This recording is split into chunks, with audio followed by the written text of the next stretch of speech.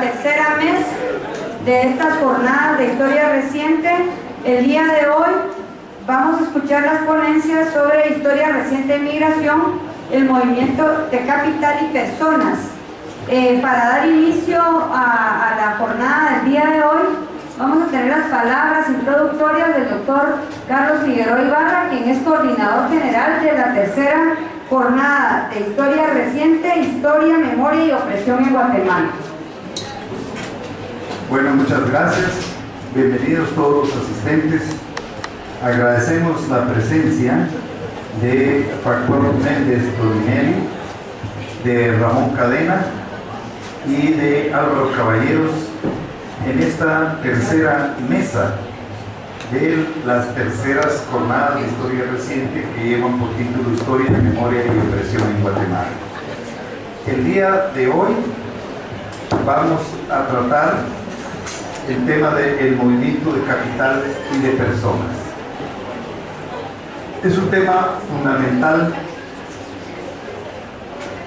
yo diría que fundamental para todos los países centroamericanos, pero particularmente para los países del Triángulo Norte.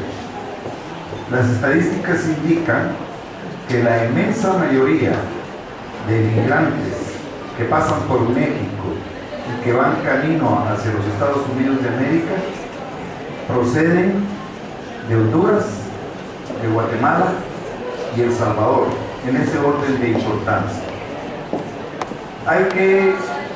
El factor el elemento de la migración, el tema de la migración, es un tema que arranca del análisis de las condiciones que generan la expulsión, en este caso del Triángulo Norte de Centroamérica, de alrededor de 200, 300, 400 mil personas al año, dependiendo de las condiciones en las que esté la economía estadounidense. Las cifras que se han registrado en México indican que en los momentos culminantes, en los momentos climáticos en que la economía estadounidense ha estado, digamos, en buenas condiciones para ser receptor de trabajadores, son entre 300 y 400 mil personas que pasan por México. Pero hay otro elemento que creo yo que es muy importante en este tema de la migración. Es el tema de las condiciones de estos migrantes en su tránsito por México. Hoy por hoy en México este es un tema importante de investigación. Las condiciones en las cuales estos migrantes atraviesan por México. Se calcula que alrededor de 20,000 migrantes al año son interceptados por los distintos depredadores de migrantes que existen en el país. Estos depredadores en México empiezan por las policías federales, por las mismas autoridades de migración, por las policías municipales, por las policías estatales, por las maras que actúan en el sur del país, por los cárteles del narcotráfico, en particular el cártel de los Zetas, que en su momento fue un actor muy importante e hizo de la extorsión de migrantes un elemento muy importante de su acumulación de capital. Con hechos incluso de violencia, como la matanza de San Fernando hace unos años, en el que aproximadamente 72 migrantes fueron capturados por uno de estos cárteles, el de los Zetas, y los asesinaron. Según dijo algún sobreviviente, lo que querían era reclutarlos como sicarios o para algunas otras tareas que tenían que ver con el narcotráfico. Luego existen migrantes que se quedan varados en algunos de los puntos del territorio mexicano. En este caso, por ejemplo, mujeres que incluso terminan ejerciendo servicios sexuales durante el periodo de tiempo que están acumulando algo de dinero para seguir su ruta. Hay otros migrantes incluso que se quedaron ya, por ejemplo en Tijuana, y que se quedaron viviendo allí en calidad de indigentes. Y ya hicieron esa vida desde su modo de vida. Y un elemento que me parece que es muy importante, el papel que tienen estos migrantes en el sostenimiento de las economías de sus países de origen. Ustedes saben que las remesas constituyen hoy un elemento muy importante en los ingresos que tienen países como Guatemala. En México incluso los ingresos por remesas superan a las exportaciones de petróleo. Por eso les digo todo la importancia que tiene en la economía este tipo de trabajadores. En fin, hoy vamos a analizar estos distintos temas. El tema del capitalismo en la globalización es uno de los temas que va a ser tratado. El tema del modelo económico en Guatemala como uno de los factores de la expulsión, porque esto es muy importante decirlo, ya el doctor Ramón Cadena lo abordará, pero los estudios de migración indican que las tasas de migrantes se dispararon a partir de que entró en pleno vigor el modelo neoliberal. Un modelo que digamos que desplaza a gente, que genera violencia, que reduce los empleos, que reduce incluso la seguridad laboral, la transforma en precariedad laboral, y que además son sociedades en las que están presentes de una manera muy importante la violencia, pues son sociedades que presentan múltiples factores de expulsión de trabajadores que no encuentran acomodo. Dicho sea de paso, con esto voy a terminar, habría que decir que México también, con todo que es la 13ª economía del mundo, que es un país petrolero, el neoliberalismo ha sido particularmente voraz en relación a este tema, y México también es un país expulsor de migrantes. También son 300 o 400.000 personas mexicanos los que migran hacia los Estados Unidos cada año. Las políticas neoliberales de destrucción del campo, de despojo agrario, de las pretensiones de reducción de la población rural del 30 al 5%, que es una política económica neoliberal, constituye pues uno de los factores de este deterioro del campo y uno de los factores que hacen que gente migre hacia los Estados Unidos. En suma, no es posible desvincular el tema de la migración del modelo económico capitalista y particularmente neoliberal como un factor de explicación. Seguramente hay otras explicaciones, pero este es un elemento sustancial. Muchas gracias.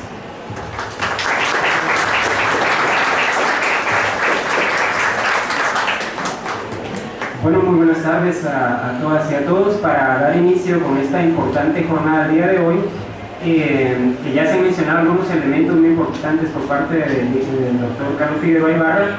Es una mesa además que va a discutir un tema, como ya se ha dicho, de mucha relevancia, y en particular por un elemento coyuntural que creo que es importante resaltar también, y es la Alianza para la Prosperidad y el Desarrollo del Triángulo Norte, recientemente planteada por el gobierno de los Estados Unidos, y que precisamente va enfocada a profundizar ese modelo económico, ¿no? Se plantea una primera inversión de alrededor de $1.000 millones, en la cual básicamente se busca como un freno, digamos, a ese proceso migratorio, y particularmente por el escándalo ocurrido que se venía desarrollando desde hace varios años, pero particularmente el escándalo que se ubica el año pasado con el tema de los niños migrantes, Y esta alianza pretende ser una respuesta para esa migración tan fuerte que ya, como ya ha mencionado el doctor Figueroa Ibarra, se ha venido generando a partir de la profundización del modelo neoliberal, pero vemos que la respuesta se da precisamente como una tónica de carácter neoliberal también. Entonces creemos que ese es un elemento importante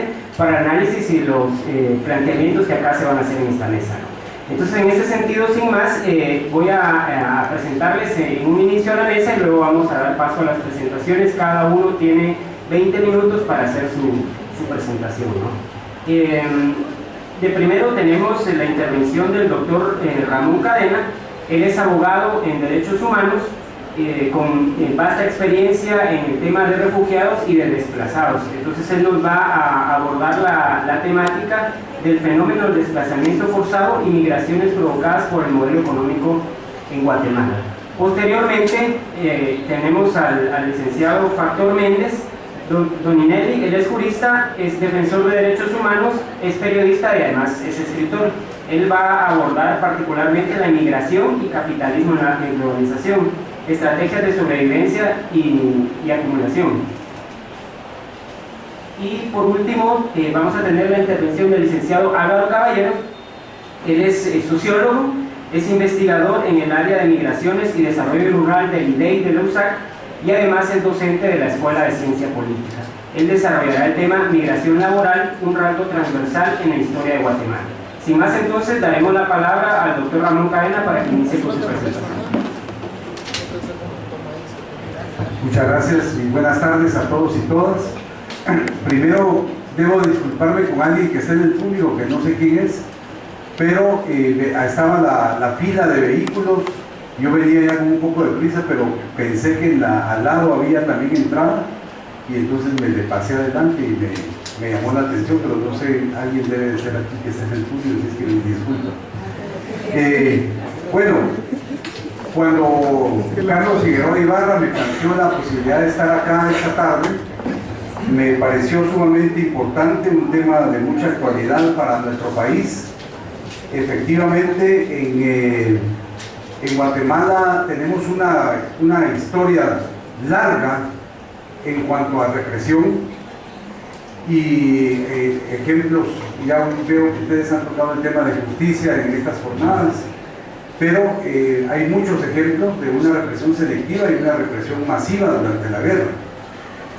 Y en ese entonces, la convención internacional o el marco internacional que sirvió para proteger a las personas fue, como primer instrumento, la Convención sobre el Estatuto de Refugiados de 1951 de Naciones Unidas.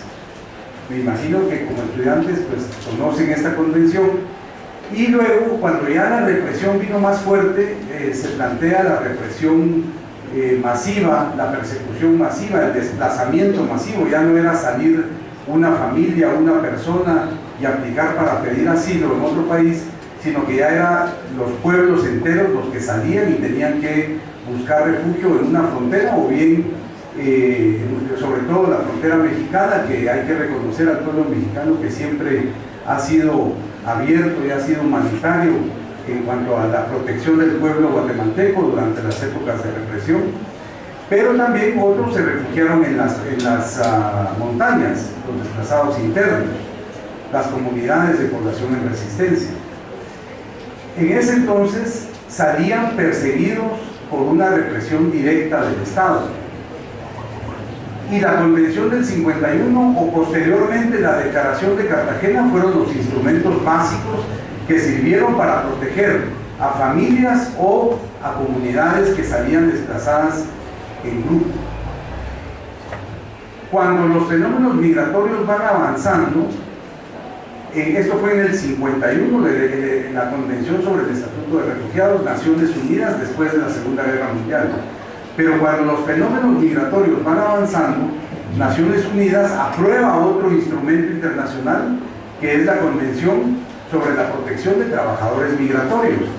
Y ahí estamos ante fenómenos en los que también podríamos decir que la gente sale forzada en busca de trabajo, principalmente, forzada por la situación económica que se vive en las diferentes comunidades o pueblos.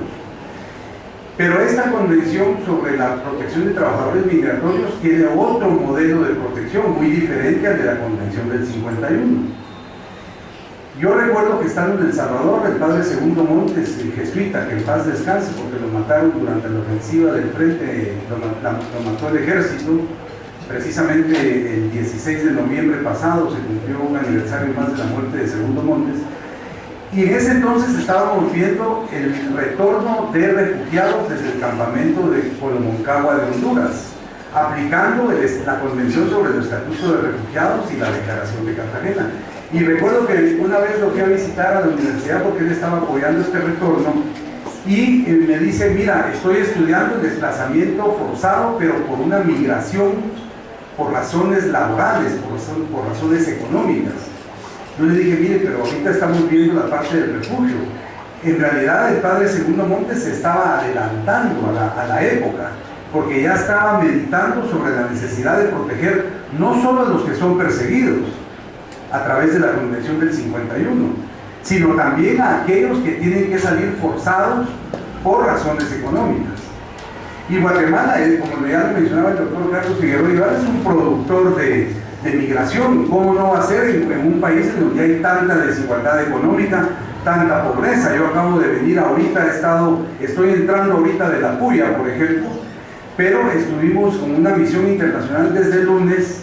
Estuvimos en San Marcos, en San Pablo San Marcos, viendo cómo las comunidades alejadas, completamente alejadas, se tienen que dotar a sí mismas de derecho a la educación, derecho a la salud, derecho a la vivienda, porque el Estado, sobre todo los estados como han sido impulsados en Guatemala desde 1996, desde la firma de la paz, se ha convertido en un Estado más bien neoliberal, que quieren reducirlo al mínimo, supuestamente para dar seguridad, que ni siquiera la dan, pero evitando que tengamos un Estado fuerte que dé salud, educación, vivienda, trabajo, alimentación. Y esto, bueno, lo vimos en San Pablo San Marcos. Vengo de Suchitepeques de hablar con el dirigente Mauro Bay, que está detenido arbitrariamente en Mazatenango. Luego en La Puya, que ustedes conocen lo que está sucediendo, una comunidad que se opone a un proyecto de explotación minera, precisamente porque va a dañar a sus comunidades, va a dañar su salud, etc. Pero en todas estas experiencias que vimos, siempre aparece una constante y una característica. Las comunidades y los pueblos en Guatemala, muchos y muchas personas están luchando en contra de un modelo económico, que es el modelo neoliberal al que ya se refería nuestro compañero Carlos Figueroa. Y ese modelo, lo peor del caso es que está siendo impuesto. Y ese es el gran problema del país. En ninguna sociedad democrática se puede imponer un modelo de desarrollo. En todo caso, se discute con las comunidades, se analiza la necesidad o no de tomar determinadas medidas. Pero el modelo neoliberal quiere establecer que todas las relaciones humanas deben de estar sujetas al libre juego de la oferta y la demanda. Y eso las comunidades simplemente no lo quieren.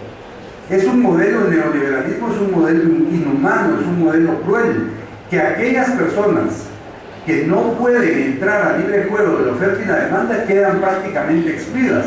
Y como nos han dicho en las comunidades, ¿qué pretende el Estado de Guatemala? ¿Qué pretende? Aniquilarnos a todos, matarnos a todos, porque no podemos ser parte de ese modelo de desarrollo. Ese modelo de desarrollo está destinado y está diseñado para las 12 familias que gobiernan en Guatemala, las que producen cerveza, las que producen cemento, las que producen azúcar, y así sucesivamente hasta contar 12 o 10 familias poderosas económicamente. Ese modelo está diseñado ahora para favorecer a las transnacionales, que allá no están contentas solo con explotar cerveza, cemento, etcétera, sino que ahora lo que quieren el sector privado y las transnacionales en todo el mundo es tomar los recursos naturales de los pueblos. Hoy día lo que estamos viviendo en Guatemala es la defensa de los recursos naturales, la defensa de los territorios frente a la agresión de las entidades privadas. Bueno, entonces, indudablemente que en el modelo de desarrollo económico hay una dosis muy importante de lo que hoy día es el desplazamiento forzado por razones laborales. Los jóvenes no tienen un futuro en el pueblo, no están viviendo en la ciudad. En San Pablo, si ustedes conocen San Pablo, San Marcos, son muy pocos habitantes, hay una escuela de la propia comunidad, no hay centro de salud y está a una distancia bastante considerable de San Marcos, de la cabecera. Y así en otros lugares, en Varías ahorita que se oponen a una hidroeléctrica, en el Petén que las comunidades se oponen a una petrolera, etcétera, etcétera. Pero los jóvenes que viven en esas comunidades tampoco tienen un proyecto de vida, porque el Estado no ofrece esa posibilidad. Esas poblaciones no es que sean más débiles, al contrario, son muy fuertes, pero han sido debilitadas, digamos, vulnerabilizadas. Y cuando ustedes escuchan a alguien del sector privado hablar de lo que nosotros en el movimiento de derechos humanos, que el Factor conoce muy bien, la discriminación positiva, es decir, hay que apoyar a las comunidades que están más marginadas, hay que crear medidas especiales de protección a la mujer por la discriminación, hay que crear políticas especiales de apoyo a la niñez. Bueno, cuando hablamos de eso, los poderosos económicamente dicen, pero es que ustedes están creando más discriminación. ¿Cómo va a ser que se le apoye más a una comunidad que a otra que está viviendo igual o a comunidades que viven en la ciudad? Entonces no quieren reconocer que hay desigualdad. Como no reconocen que hay desigualdad, creen que su modelo económico es aplicable a todo el mundo. Pero la verdad es que está excluyendo a más de la población. Yo diría el 70% de la población guatemalteca está siendo excluida. Entonces los jóvenes que están en los departamentos no tienen un proyecto de vida. Y claro, ven televisión, ven en Estados Unidos otra forma de vida y entonces como que fuera un imán, se les atrae y tienen que arriesgar todo el paso por diferentes lugares muy peligrosos y además muchas crimen organizado y narcotráfico alrededor de la migración forzada, que hace más difícil aún que los jóvenes logren llegar a su destino, o jóvenes o adultos que se van buscando un mejor futuro. Bueno, el hecho es entonces que definitivamente el modelo de desarrollo económico influye en la migración. Pero el modelo de migración que hoy día hablamos es la migración forzada por razones económicas, ¿verdad? Yo lo que quisiera presentarles a ustedes como estudiantes de la Escuela de Historia y de esta gloriosa Universidad de San Carlos, un elemento para poder hacer más estudio, que creo que amerita estudiarse más. No solo la migración forzada por razones económicas, por falta de trabajo, que de hecho es importante, pero más bien quisiera plantearles como tesis, puede que esté equivocado, pero quisiera plantearles por algo que hemos estado viendo en la práctica, no solo en esta gira, pero en otras. Lamentablemente, desde la firma de la paz, desde los acuerdos de paz, muchos pensamos que iba a lograrse una sociedad más justa, más igualitaria, más equitativa, menos excluyente. Y ese es el real espíritu de todos los acuerdos de paz. Resolver las causas que generaron la guerra. Bueno, como hemos tenido tantos gobiernos, todos los gobiernos de corte neoliberal, lo que han hecho es debilitar los acuerdos de paz. Pero no se han implementado. Pero nunca pensamos que después de 16 años de la firma de la paz, íbamos a empezar a ver fenómenos de regresión en materia de derechos humanos. Entonces, la tesis que yo quisiera plantear es la siguiente. Hoy día pensamos que ya habíamos superado la persecución de los 80s y la aplicación necesaria de la Convención del 51. Pero ahora, con toda esta regresión que estamos viendo, resulta que hay nuevos modelos de represión, nuevos patrones de represión. Hay uno, por lo menos, que es la detención arbitraria, que está regada por todo el país. Mauro Bay está detenido arbitrariamente en Suchitepeques, pero igual hay muchos otros detenidos arbitrariamente. Acaban de detener a 3 en Varías, acaban de ejecutar a 1 en San Marcos, están 2 personas de San Marcos también detenidas, etc. Entonces, la tesis es que hay una regresión en materia de derechos humanos, y esa obviamente es muy lamentable, pero esto nos está obligando a replantear la situación de la persecución penal y de la persecución como mecanismo de represión para todos aquellos que se oponen a un modelo de desarrollo económico diferente, o por lo menos para a todos aquellos que se oponen mediante sus ideas a pensamientos distintos a los que nos han gobernado hoy día, o al ejército, o al incluso crimen organizado. Todos aquellos que piensan de forma diferente están empezando a ser reprimidos. Es muy triste porque es una evolución, una involución que pensamos que había sido superada con los acuerdos de paz. Y esto entonces plantea entonces que ya no es solo la convención de 1989 la que hay que hacer valer, sino que ahora estamos viviendo nuevas situaciones de represión, que está provocando desplazamientos forzados internos o internacionales en busca de protección. No es solo en busca de trabajo.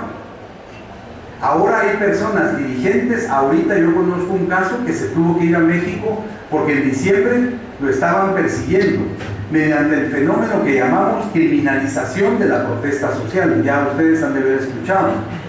Un nuevo fenómeno social que no es tan nuevo porque se dio durante la guerra. Aquí ustedes, si van a la Facultad de Derecho, pueden ver lo que el gran maestro, nuestro maestro López Larrabe, laboralista, dijo en los 80s antes de que lo matara el ejército. Cuando se pierde la fe en la justicia y la credibilidad en la ley, nos vemos forzados a recurrir a medidas de hecho. ¿Qué está pasando hoy? Las comunidades se oponen a un modelo de desarrollo económico, el neoliberalismo. Quieren y piden que se respete su propio modelo o el modelo que quieren impulsar. Y resulta que por esa razón el Estado, de la mano de las empresas privadas y de las transnacionales, persiguen a la gente y los acusan penalmente de estar cometiendo un delito, ya sea de retener a alguien, o de ser terroristas, o de ir en contra de cometer el delito de atentar contra la seguridad interna de la nación, etcétera, etcétera, etcétera. Eso ya lo vivieron nuestros mártires durante los 80s. Pero ahora otra vez el aparato estatal con un nuevo modelo de represión está afectando a la gente. Ese es el punto de estudio, creo yo, y de tesis que quisiera plantearles para que ustedes puedan profundizar un poco más. Estamos ante fenómenos involutivos en materia de derechos humanos, y eso nuevamente nos lleva a vivir persecución individual y ojalá que no en el futuro persecución colectiva. Y por lo tanto tenemos que aplicar otra vez la Convención del 51, pero el gran problema, y ahí viene también una parte académica muy importante, es que la Convención del 51 y la Declaración de Cartagena, que es tiene otro modelo, pero la Convención del 51 habla de persecución por razones políticas, ideológicas, religiosas o raciales.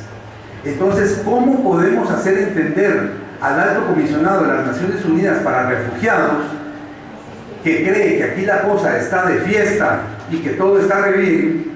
¿Cómo podemos hacerlos entender que hay desplazamientos individuales de personas que se están moviendo no solo para buscar trabajo en Estados Unidos, sino ahora para proteger su propia vida de la represión estatal y paramilitar y de las empresas privadas?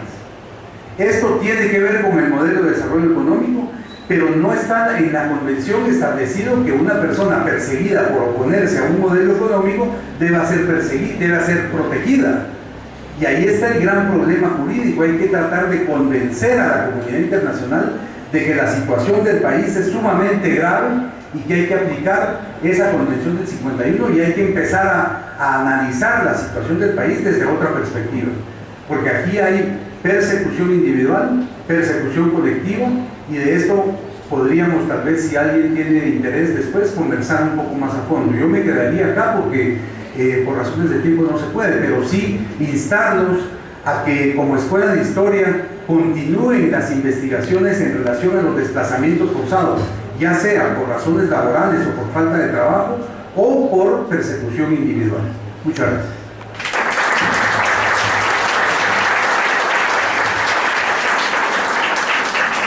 Bueno, muchas gracias al doctor Ramón Cadena por su intervención. Creo que pone sobre la mesa varios elementos que seguramente se puedan retomar durante el espacio de intervenciones o de debate. Particularmente interesante la tesis que él nos plantea para profundizar en investigación en relación a esa regresión en materia de derechos humanos y cómo están surgiendo esos nuevos modelos de represión, ¿verdad?, que generan persecución penal, criminalización, etcétera, ¿no?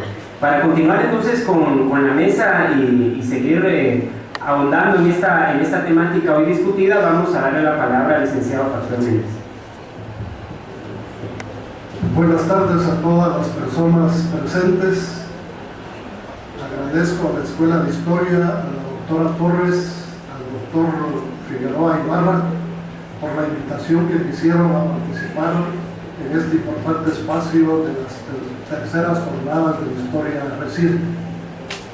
Efectivamente, mi tema propuesto intenta acercarse al fenómeno de la emigración desde la perspectiva del mundo globalizado de hoy, de las políticas neoliberales y, por supuesto, del aprovechamiento que el modelo económico sustentado en el modo de producción capitalista vincula el tema también de la emigración como resultado de este tipo de modelo.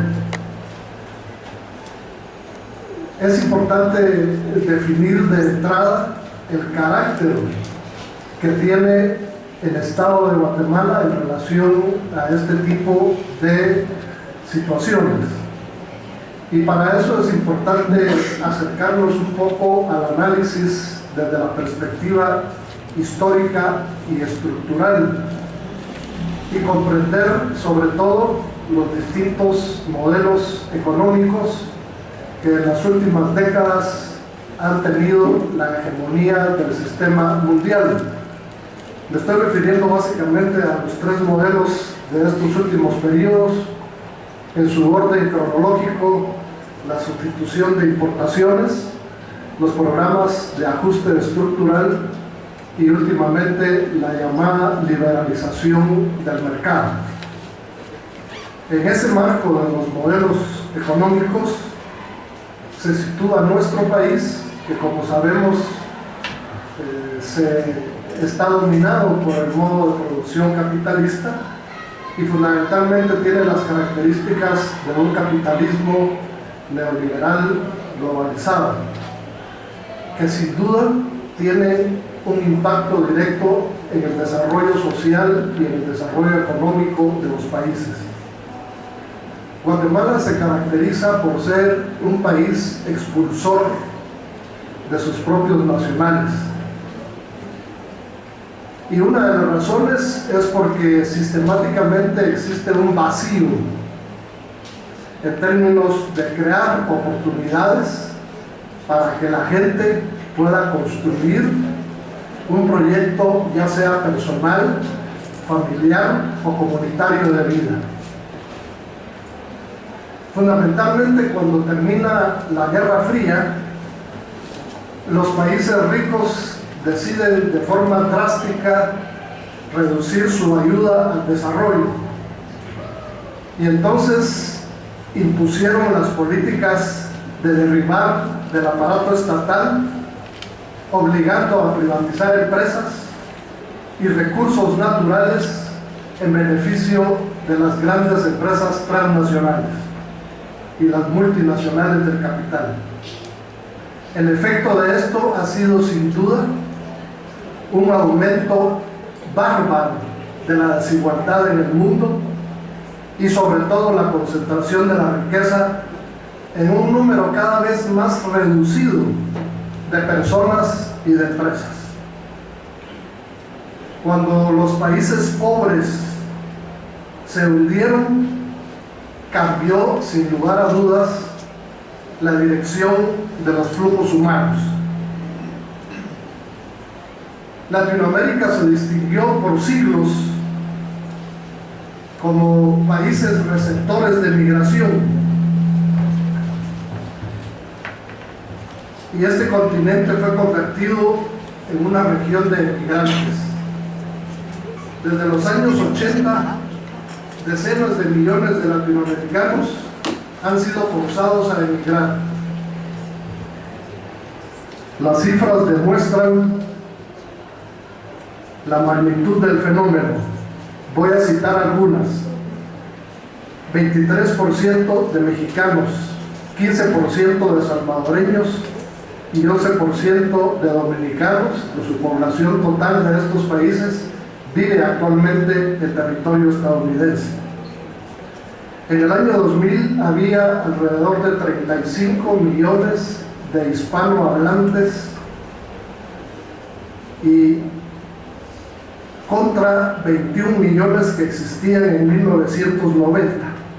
En la actualidad se calcula que alrededor de 40 millones, ha crecido alrededor de 1.3 millones por año, que es el aporte migratorio, sin contar desde luego la tasa de natalidad, que es una de las más altas de Estados Unidos.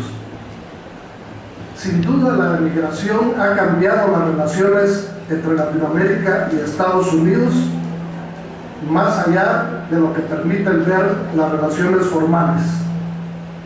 Las remesas de los emigrantes constituyen el pilar que sustenta unas economías en ruina, que tienen en ellas, en las remesas, su tabla de salvación. Por ejemplo, para el caso de El Salvador, representan el 43% de sus divisas, 35% de ellas para el caso de Nicaragua, a lo que deben de sumarse, por supuesto, las remitidas por los emigrados a otros países y a Europa. En este sentido, México recibe más de 6,000 millones de dólares de dinero fresco, y el país no estalla, no explosiona gracias a la emigración. Y es importante recordar cuando en el año 2001 el entonces presidente estadounidense George Bush amenazó con una expulsión masiva de inmigrantes ilegales. México sintió que sus estructuras crujían, y se recordarán ustedes que los presidentes centroamericanos decidieron ponerse de acuerdo para volar juntos y visitar Washington, porque necesitaban pedirle a los estadounidenses un indulto en el tema de las expulsiones, porque si se producían, las economías de los países centroamericanos se iban a desplomar y los países explotarían, sobre todo porque carecen de capacidad para volver a acoger a los expulsados. Se reconoce que Guatemala es un corredor migratorio hacia Estados Unidos y México, y tiene al menos 4 características en relación al tema de la migración. Es un país de origen,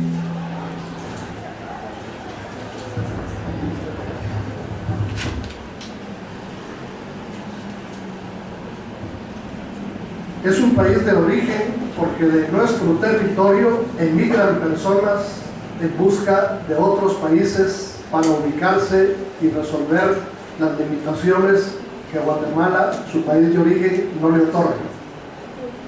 Es también un país de tránsito, porque por él pasan migrantes que van rumbo al norte. También es un país de destino, fundamentalmente de ciudadanos centroamericanos que buscan en Guatemala mejores oportunidades. Pero también es un país de retorno, porque a partir de las políticas migratorias estadounidenses y mexicanas, el retorno, pero debe entenderse por la vía de la deportación, se ha convertido en un fenómeno para las condiciones de la situación nacional.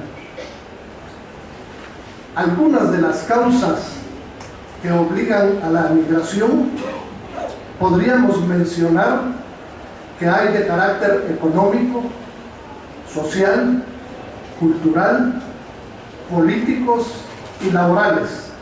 Ciertamente, como ya se mencionó, la causa de la migración no es exclusivamente de carácter económico, las hay de otras características.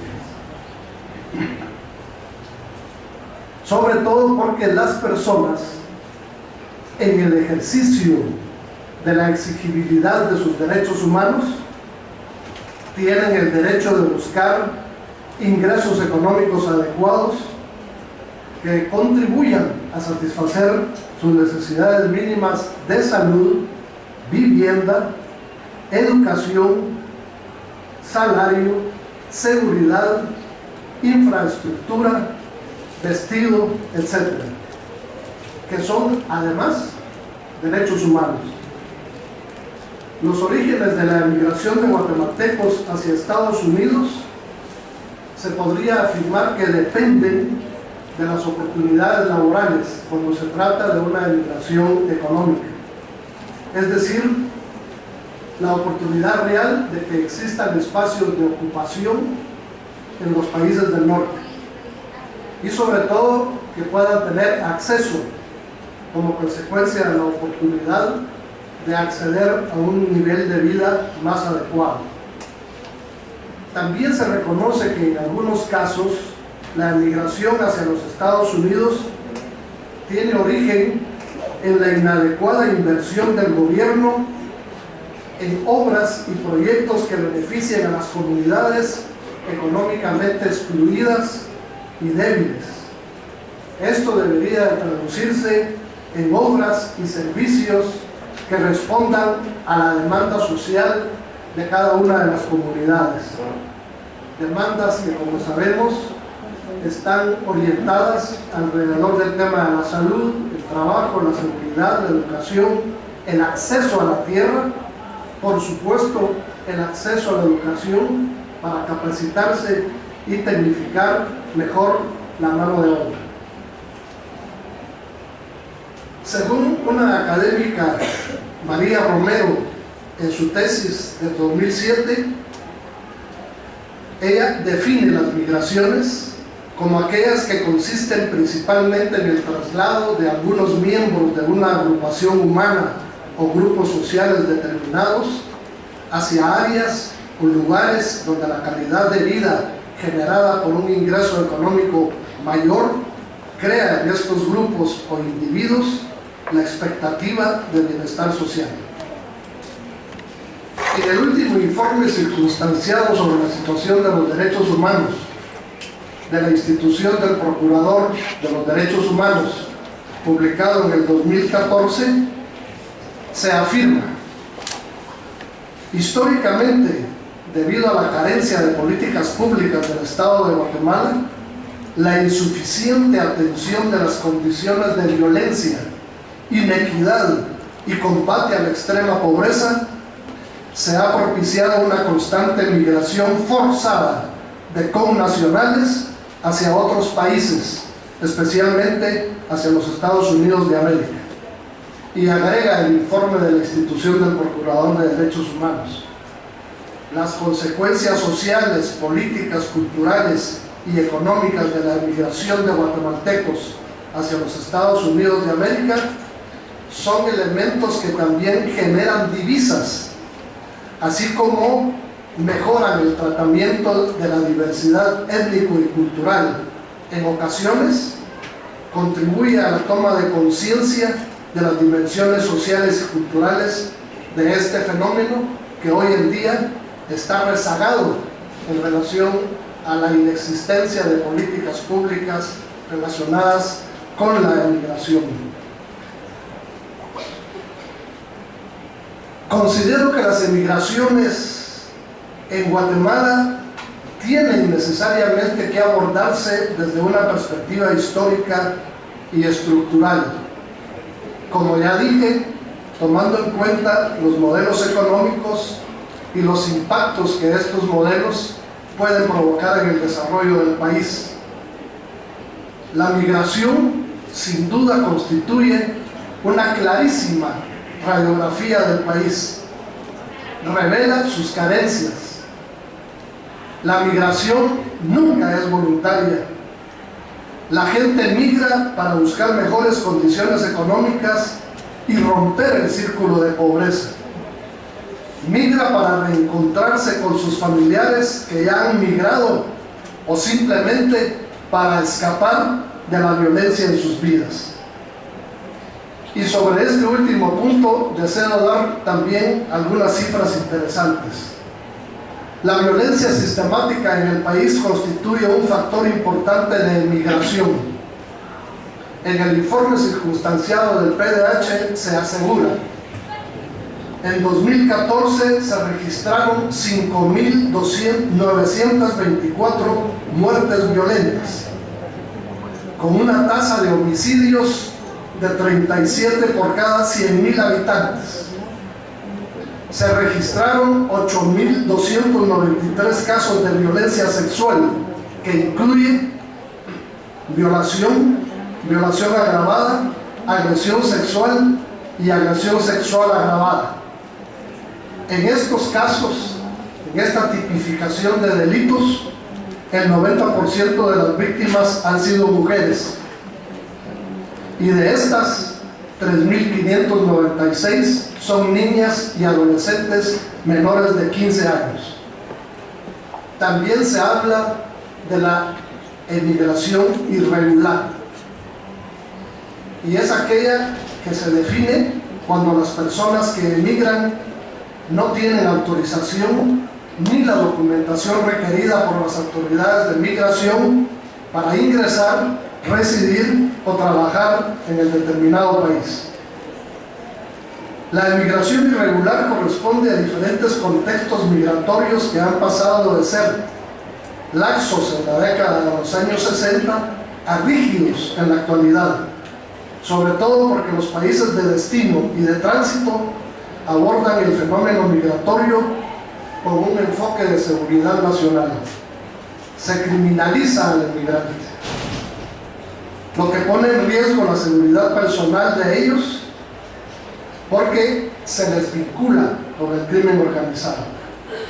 Por ejemplo, para combatir la emigración irregular, el presidente de México creó una fuerza policial denominada Gendarmería Nacional, que inició sus labores en agosto del año 2014.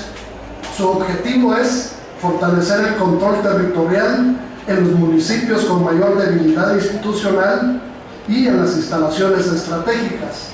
¿Cuáles son estas? Los puertos, los aeropuertos, las fronteras y las zonas territoriales por donde transitan mercancías y emigrantes.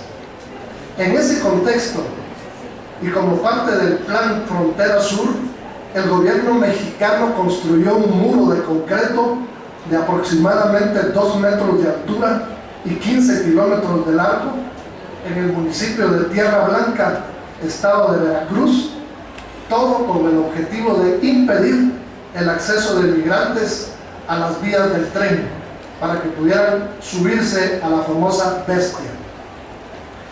En el caso de Guatemala, todas nuestras fronteras tienen pasos ciegos, o sea, lugares donde no existen controles ni policiales ni migratorios. Por ejemplo, la Unidad de Control Migratorio de la Dirección General de Migración estima que entre Ocos, San Marcos y Petén existen entre 800 y 1000 pasos ciegos en regiones que se denominan fronteras secas, porque no hay ríos, ni vegetación, ni animales, lo cual facilita la migración irregular. Sin duda, el hecho de que una persona decida emigrar bajo estas condiciones constituye una serie de vulnerabilidades para la persona que decide tomar ese camino, y sobre todo está sujeta a una serie de violaciones a sus derechos humanos.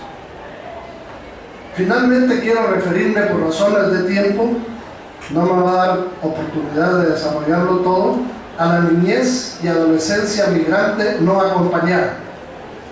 No es un fenómeno nuevo y que ha sido mejor conocido en los últimos meses debido a la magnitud que cobraron las deportaciones masivas, especialmente de Estados Unidos de América.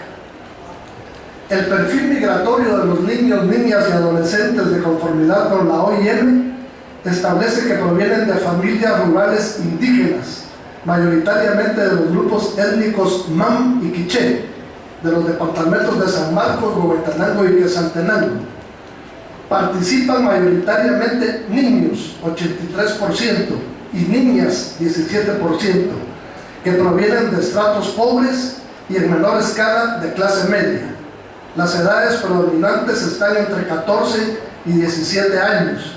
Provienen de familias integradas, un 56%, monoparentales, 24%, y extensas, 11%.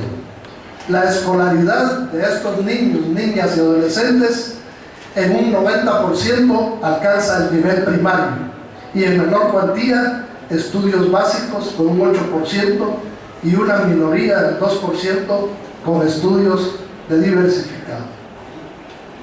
Quiero nada más citar algunas conclusiones finales de este trabajo.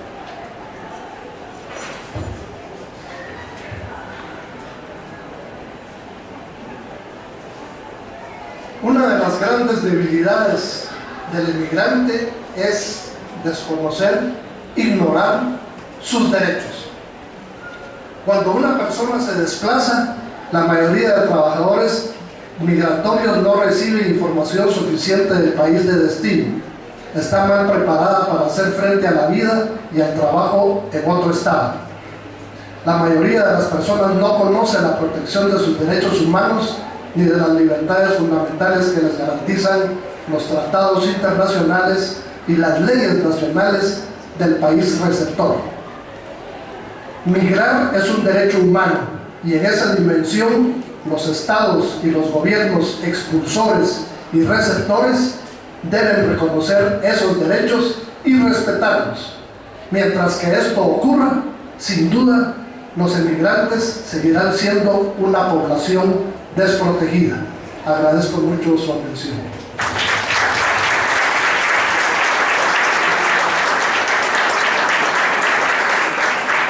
Bueno, muchas gracias al licenciado Factor Méndez por su interés.